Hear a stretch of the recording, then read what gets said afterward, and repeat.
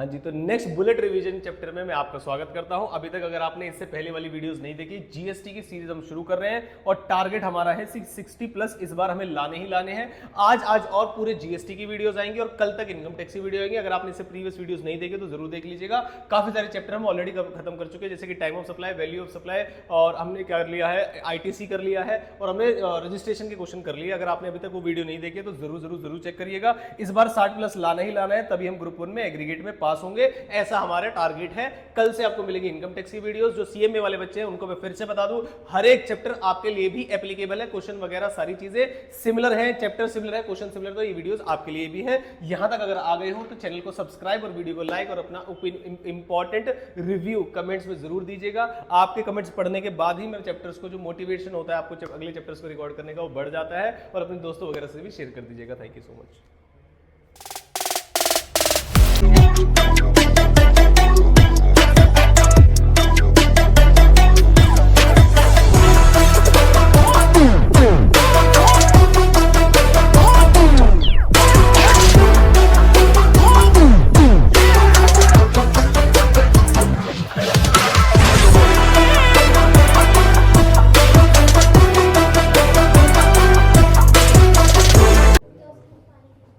हाँ जी, रुक जाओ, पानी वानी छोड़ो।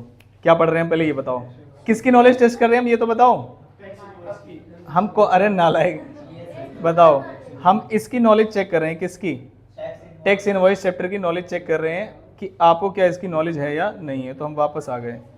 अब जरा ध्यान से देखिए, टोटल मिला के कितने क्वेश्चन है ये बता देता हूँ आपको, ताकि रुक जाओ अभी एक सेकेंड। टोटल मिला के कितने क्वेश्चन है?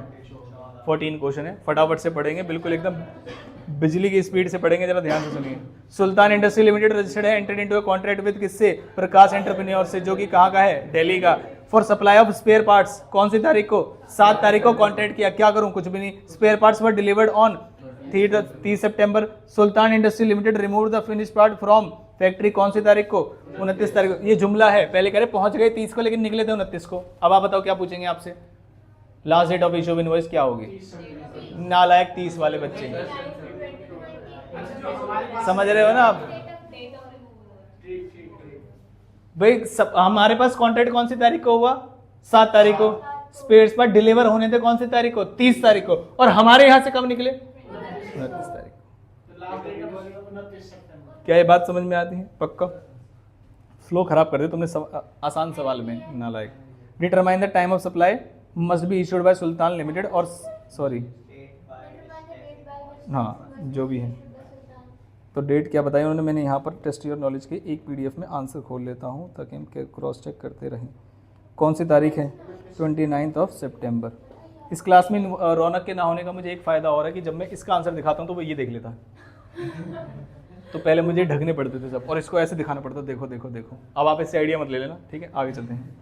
नेक्स्ट, एमबीएम केयर टेकर्स क्या करते हैं बताओ? केयर टेकिंग करते हैं। रजिस्टर्ड पर्सन है providing services of repair and maintenance of, हाँ, इलेक्ट्रॉनिक अप्लायंस की केयर टेकिंग करते हैं। नालायक मैंने पर्सन कब बोला? 1 अप्रैल को उसने एनुअल कॉन्ट्रैक्ट किया है किससे? पी से, एयर कंडीशनर का और वॉशिंग मशीन का। As per the terms of the contract maintenance service will be provided on the first day of each quarter. हर एक क्वार्टर के पहले दिन मेंटेनेंस की सर्विसेज दी जाएंगी of relevant financial year. Payment will be made on the same will also be due on the date on which services is rendered. तो ये नॉर्मल सप्लाई ऑफ सर्विस है या कंटिन्यूस सप्लाई ऑफ? ये आपको पता चलेगा अगर आपको ये पता होगा कि एक साल में कितने क्वार्टर होते हैं? 4 क्वार्टर। क्या 4 3 से ज्यादा होते हैं? यस। क्या उसमें अलग अलग दिन सप्लाई किया जा रहा है? यस। क्या पेमेंट भी अलग अलग दिन हो रही है? Yes. Would your answer differ if the whole amount is paid as advance? तो ये कंटिन्यूस सप्लाई ऑफ नहीं आएगा। क्या ये बात समझ में आती है? ठीक। During the year it provided services on, बोल रहा था पहले दिन क्वार्टर के, तो उसने बता भी दिया कि अगर आपको पता नहीं तो पहला क्वार्टर शुरू होता है अप्रैल में पहली तारीख को, उसके बाद अगला क्वार्टर जुलाई, अक्टूबर और जनवरी in according to the terms of the. When should MBM caterers issue invoice for the services render? जल्दी से बताइए, कब सर्विसेज रेंडर्ड के लिए इनवॉइस इशू कर देना चाहिए? चारों क्वार्टर की डेट, यही डेट है, यही आंसर है। नालायक को क्या सोच रहे हो तुम? ऑन बिफोर सच डेट, खत्म। सेकंड क्वेश्चन का आंसर पढ़ो। Therefore in the given case, हालांकि कहीं ना कहीं सेक्शन 31 भी आना चाहिए, इन गधों ने नहीं लिखा, लेकिन आप क्या लिखेंगे? 5 या 4? 5, क्योंकि किसकी बात की जा रही है? Continuous supply of service. क्या ये बात समझ में आती है? ठीक है। Next, aggregate turnover Sangari services limited का एक्सीड हुआ है कौन सी तारीख को? 20 लाख को। कौन सी तारीख? 12 अगस्त। क्या है ये आंसर है इस बार? अच्छा, रजिस्ट्रेशन के लिए एप्लीकेशन कब मिली? 3 सितंबर। क्या है 30 दिन के अंदर आता है? यस। तो बताओ क्या होगा? 12 तारीख की आपकी क्या होगी? इफेक्टिव डेट ऑफ रजिस्ट्रेशन होगी। और अगर रिवाइज टैक्स इनवॉइस का केस हुआ तो देखते हैं, यू आर रिक्वायर्ड। और हमें रजिस्ट्रेशन सर्टिफिकेट कब मिला है? 6 सितंबर को। आपको बताना है कि what is the effective date of registration, आप बता देंगे। And it has also sought your advice regarding the period of issue of tax invoice. कौन से पीरियड में और कौन से पीरियड तक उसे टैक्स इनवॉइस इशू कर देना है? 12 से लेकर 6 तक का जो पीरियड होगा इसमें होगा फॉर द पीरियड। और टिल व्हेन कहाँ से 30 दिन काउंट करके बताओगे? 6 सितंबर से 30 दिन काउंट करके बताओगे। जरा डेज मुझे काउंट करके बताइए कि 30 दिन कब फॉल होंगे। गलत नहीं होना चाहिए। कर लेना, गलत मत बताना। सभी कह रहे हैं 6 अक्टूबर। देखते हैं उन्होंने 6 अक्टूबर दिखाया है क्या? एक बार मैं चेक कर लेता हूँ। यस, लास्ट में दिखाया क्या? ऑनर बिफोर 6 अक्टूबर। टाइम लिमिट उन्होंने बता दिया कि 12 अगस्त से लेके 6। और 12 अगस्त से लेके 6 नहीं लिखते भाई साहब, आप पढ़ लेना। देखो छोटी सी बात थी लेकिन पूरी कहानी लिखी है उन्होंने आंसर में। तुम क्या लिखोगे? यस, नो, फॉर, टिल, खत्म। 3 लाइन में आंसर खत्म। समझ में आई बात? तो ये पूरी बात बतानी है आपको कि इसलिए आपको देना पड़ेगा इफेक्टिव, जो कि कहां से? इफेक्टिव डेट ऑफ रजिस्ट्रेशन जो कि 12 अगस्त है। और सर्टिफिकेट ऑफ रजिस्ट्रेशन जिस दिन ग्रांट हुआ जो कि कितनी है? 6 सितंबर। विद इन 1 मंथ का मतलब आपको 1 महीने के अंदर ये इशू कर देना है। क्या ये बात समझ में आती है? ठीक। कितने क्वेश्चन हो गए? 4 पे आते हैं। श्याम फैब्रिक्स ने ऑप्ट किया है composition levy scheme in the current financial year. It has approached you for advice whether it is mandatory for it to issue a tax invoice. No. क्या करेंगे? Bill of supply. मेरे ख्याल से इसका answer तो 2-3 line में ही लिखा होगा उन्होंने। यस, ठीक है, बहुत बढ़िया। नेक्स्ट, 5th, रॉयल फैशन एक रजिस्टर्ड सप्लायर है। डिजाइनर आउटफिट्स का दिल्ली में decide to exhibit its product in a fashion show being organised at a Hotel Park Royal Delhi on कौन सी तारीख को? 4 जनवरी। For the occasion it gets the services by way of makeover of its model. कौन? और beauty services, Ashok Vihar. कौन सी तारीख को? जिस दिन फंक्शन है उसी दिन मेकओवर करवा रहे हैं मॉडल्स का, वरना तो मेकअप खराब हो जाएगा अगले दिन तक। आगे, फॉर विच अ कंसिडरेशन कितने का ले रहे हैं? 5 लाख रुपए का। ठीक है, ये exclusive of GST has been charge. और beauty services issued a duly signed tax invoice कौन सी तारीख को? 10 फरवरी को। चेक करते हैं। Showing the lump sum amount of 5,90,000 inclusive of CGST for each of the services. Answer the following question. पहली गलती उसने क्या की? इंक्लूसिव शो कर दिया तुमने। इंक्लूसिव नहीं शो करना। क्या अलग अलग शो करना है? यस। लेकिन हम उनका सवाल क्या है? पहले examine whether the tax invoice has been issued within the time limit as per law. पहले ये बताइए आप।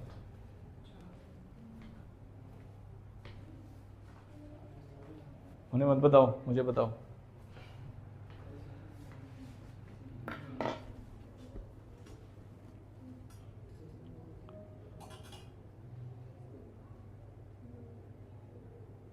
बोले इतना सोच रहे हो, क्या सोच रहे हो भैया? मेक ओवर की सर्विस ली है, कौन सी तारीख को ली है? 4 जनवरी। 30 दिन जोड़ दो इसमें, बात कर दो। अरे चाहे 3 है, 2 है, 4 है, 5 है, वो छोड़ो। उसने कब किया है?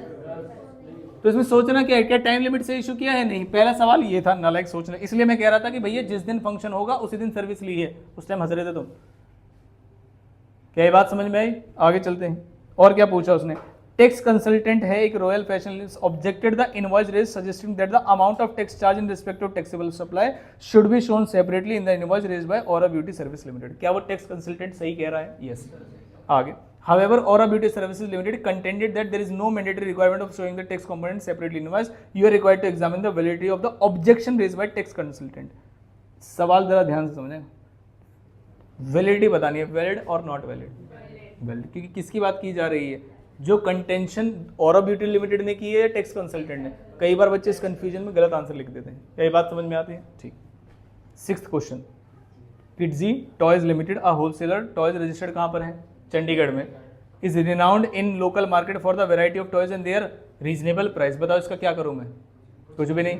Kidzy toys limited makes a supply of 100 piece of babies learning laptop and chat learning phone to Nancy जर्नी स्टोर। बस सप्लाई की है इस तारीख को, 25 तारीख को। And issues a tax invoice amounting to ₹1,00,000। However the said toys were returned by Nancy general store कौन सी तारीख को? 30 सितंबर। डिस्कस द डॉक्यूमेंट जो किड्जी टॉयज लिमिटेड को इशू करने पड़ेंगे। बहुत बढ़िया।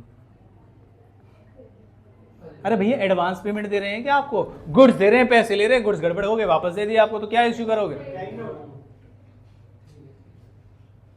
आपने कहा रिफंड वाउचर, उसकी भी कहानी सुन लो। तुम एडवांस दे के गए, हमने सप्लाई ही नहीं किए और ना इनवॉइस बनाया, तब होता है रिफंड वाउचर। वो पूरे गुड्स दे रहे हैं तुम्हें वापस, उसमें कहां से हो सकता है रिफंड वाउचर? समझ में आया नहीं आया?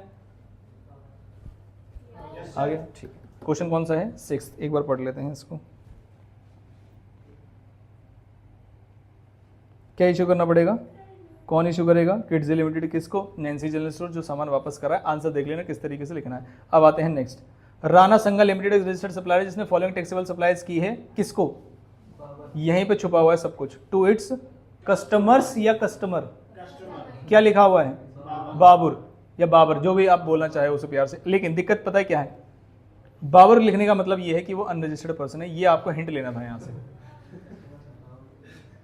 क्या ये बात समझ में आई? आगे एक क्वार्टर एंडिंग की सारी डिटेल्स दी हुई हैं। देखो क्वेश्चन पढ़ के समझ में ही नहीं आएगा आपको, एग्जाम पता नहीं क्वेश्चन किस चीज का है, जब तक रिक्वायरमेंट ना पढ़ लो। पूरा क्वेश्चन पढ़ लो आप 6th वाला, जब तक ये ना पूछ लेना तुम्हें बताना क्या है, वरना ये टेंशन रहेगी कि जो टॉयज हैं वो फैक्ट्री से कब निकले होंगे, मैं इनवॉइस की डेट बता दूं क्या? समझ में कहानी में कुछ भी? तो एक बार रैंडम रीडिंग करके आपको रिक्वायरमेंट पढ़नी है। क्या ये बात समझ में आती है? आगे 5 अप्रैल को जो है हमने ये सारी गुड्स उन्हें बेची हैं, बहुत बढ़िया, अच्छी बात की है। ये बिल नंबर है। Goods in respect of bill number कौन सा? 102, 230 and 254 have been returned by Babar. You are required to advise Rana Sangha Limited whether it can issue a consolidated credit note against all the services. Yes, उसमें क्या दिक्कत है? क्या अलग अलग suppliers, अलग अलग लोग हैं? नहीं, एक ही व्यक्ति है, उसने गुड्स रिटर्न किए, तो क्या मैं कंसोलिडेट कर सकता हूं? यस, कोई परेशानी वाली बात नहीं। इसका आंसर एक बार रीड कर लेना, यस नो पढ़ लेते। तो पहले उन्होंने क्या बताया बताओ कि कब कब क्रेडिट नोट इशू होता है। क्या ये बात समझ में आती है? और उसके बाद बता दिया 10 वन कंसोलिडेटेड और more credit can be issued in respect of multiple invoices issued in financial year without linking the same to the individual invoices. Hence in the above view Rana Sangha limited issue कर सकता है। क्या बात समझ में आ रही है? घुमा घुमा के बोलने को ही टैक्स बोलते हैं। आगे 8th पॉइंट क्या है? सी प्रोडक्ट्स लिमिटेड, ठीक है, Chidanand products private limited is a registered supplier who has opted for composition limit in the current. जहां कंपोजिशन आ जाए, कंपोजिशन स्कीम वाले चैप्टर को छोड़ के, वहां खुश रहना। नो, कुछ भी पूछ ले आपसे, नो, बस इसी चीज को छोड़ के। समझ रहे हो ना आप बात को? बच्चा गलती निकालने के चक्कर में बैठा हुआ क्लास में, तो बस एक चीज पूछी जाएगी आपसे कि क्या वो बिल ऑफ सप्लाई इशू करेगा, लेकिन वो पूछेगा नहीं आपसे कभी ऐसा, क्योंकि वो उससे हिंट मिल जाएगा आपको, उससे हिंट मिल जाएगा आपको। पढ़ते हैं। He wishes to know whether issue of bill of supply can be dispensed with under any circumstances. You are required to advise him. Answer is no. Dispense with का मतलब समझ में आया? बताओ।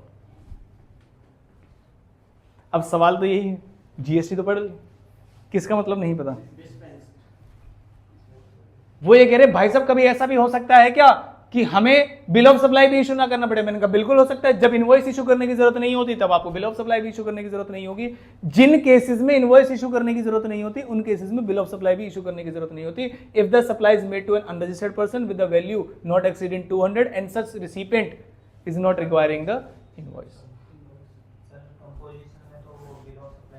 वाह वाह वाह वाह, कितनी बड़ी बात बताइए। सुना, इस बात के लिए तो मैं भारत रत्न दे सकता हूं। मैं भैया क्या बात बताई मैंने अभी कि ये bill of supply he issue करेगा। उसने एक कहा कि बिल ऑफ सप्लाई की रिक्वायरमेंट, क्या कभी ऐसा भी हो सकता है कि कॉम्पोजिशन स्कीम डीलर को बिल ऑफ सप्लाई भी इशू ना करना पड़े? तो हाँ, जब जब एक नॉर्मल टैक्स पेयर को इनवॉइस इशू करने की जरूरत नहीं है, तब तब एक बिल ऑफ सप्लाई वाले व्यक्ति को भी बिल ऑफ सप्लाई इशू करने की जरूरत नहीं है।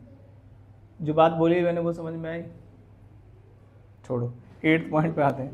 Yes, Chidanand may not issue bill of supply if the value of goods or service or both is less than 200। तो वैल्यू वाली बात बता दी। अब कितनी बातें और बताएगा? 2, the recipient is not registered and such recipient does not require such bill of supply। जो बात बता रहा हूँ वो समझ में आ रही है नहीं?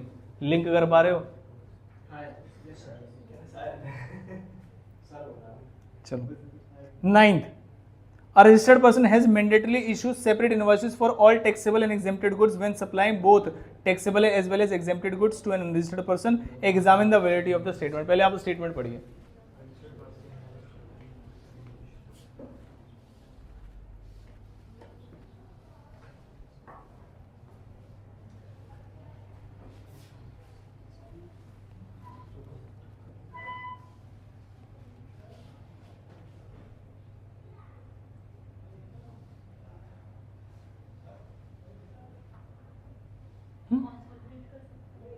वो कह रहे हैं हम एक रजिस्टर्ड पर्सन के ऊपर मैंडेटरी इशू कराना चाहते हैं सेपरेट इनवॉइसेस। क्या ऐसा कभी हमने पढ़ा है?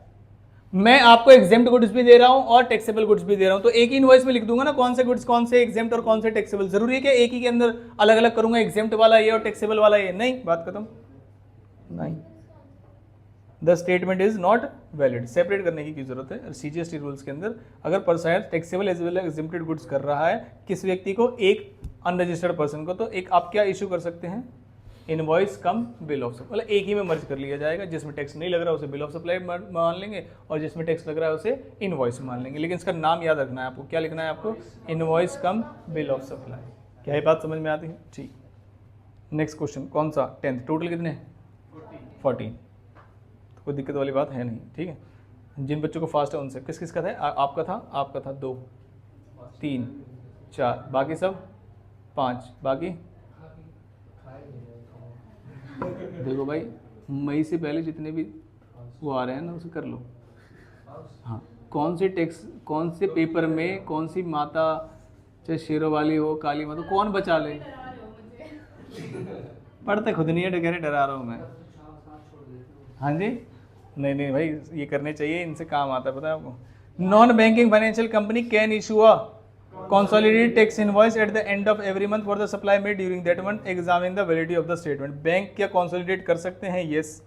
क्यों नहीं कर सकते? इंडिविजुअल करने लगे भाई मर जाएंगे वो, तो डबल काम हो जाएगा उनके लिए। नेक्स्ट आप पढ़ो ये 11th क्वेश्चन।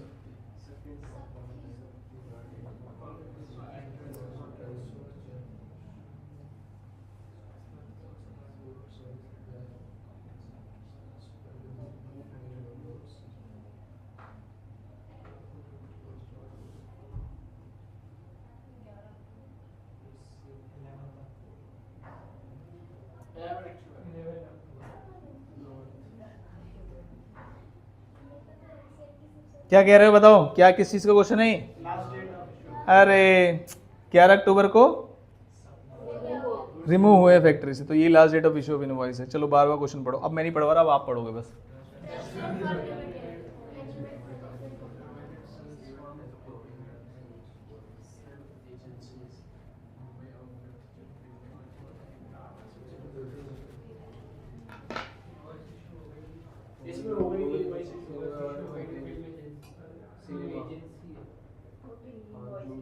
वो इन इनवॉइस के लिए सिनेमा था, देखो ना हमारे बच्चे कहीं कहीं पढ़ा था। रहने दो मत, छोड़ दो।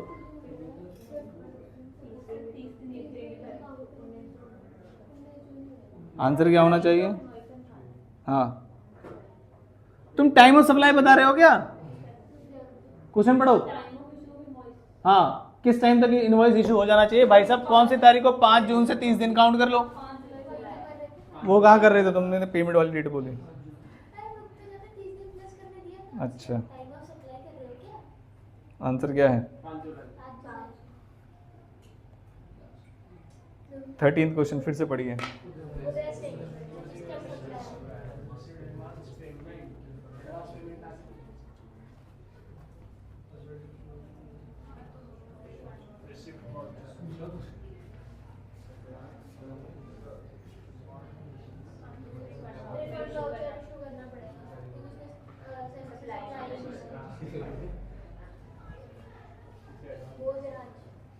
लेकिन एप्रीहेंसिव है वो, एप्रीहेंसिव वर्ड का मतलब हो जाए तब आगे बढ़ूंगा मैं।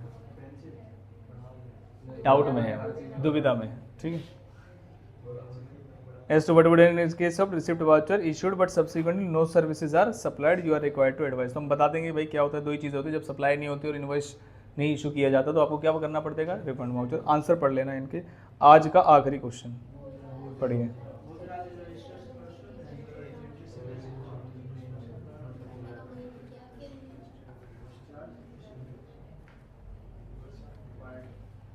क्या भी हमने टैक्स इनवॉइस का परफॉर्मा देखा था, उसके अंदर लिखा होता है कि बताना भी होता है कि टैक्स कैसे पे किया जा रहा है। आंसर पढ़ लीजिए इसका।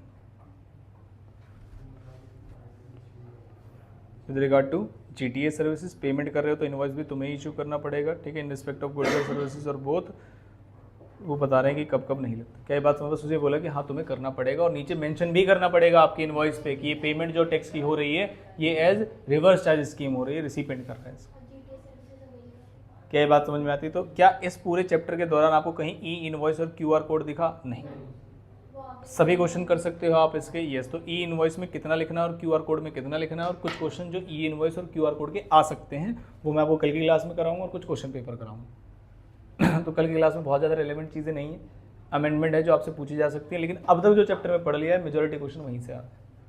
क्या ये बात समझ में आती है सभी को? पक्का। तो आप स्टडी मैट के सारे क्वेश्चन करेंगे, ई इनवॉइस में कितना लिखना है, क्यूआर कोड में कितना लिखना है, उसके बाद कैसे क्वेश्चन आएंगे वो हम कल देखेंगे, प्लस अभी तक जो पढ़ लिया है उससे रिलेटेड कैसे कैसे क्वेश्चन आए एग्जाम में कल देखेंगे। जिन बच्चों ने नहीं देखा है वो भी ढूंढिए अब स्टडी मैट उसमें क्वेश्चन पेपर में, देखिए क्या क्वेश्चन पेपर में आप ढूंढ पाते हैं, और जीएसटी वाले पोर्शन सेक्शन बी में ढूंढना है।